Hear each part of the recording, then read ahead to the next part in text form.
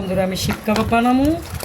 এদের শিক কাবাবে প্রথম এদের রসুন ছেঁচা দিছি, তারপরে একটু আদা দিছি, তারপরে সয়া সস দিছি, এদের সস সয়া সস, এদের কটা পেঁয়াজ দিছি, আমার তো গাজর নাই, তারপরে এদের কটা পেঁয়াজ দিছি। এদের আমার শিক কাবাবটি কেমন হয়েছে দেখেন বন্ধুরা, এদের শিক কাবাবটি কমেন্ট করে জানাইবেন আমার শিক কাবাবটি কেমন হয়েছে। আমার শিক কাবাবটি দেখেন কত সুন্দর, আমার বাচ্চারা এসব পছন্দ করে, এই লেগে বাচ্চারা খাইবে দেখে এই যে আমি এই যে কাঠির ভিতরে বইরা এই যে শিক কাবাবটি বানাইতে আসি। এই যে দেখছেন বন্ধুরা, এই যে দেখছেন, পরে এই যে অনেক ওই মজা।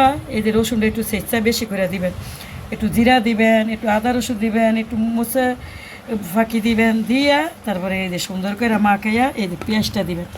এই যে পেঁয়াজটা দিলে মনে করেন মুরগিটা কামড় দিলে পেঁয়াজটা অনেক মজা লাগে। এই যে আমার ঘরে তো গাজর নাই, আবার বাচ্চারা গাজর পছন্দও করেন।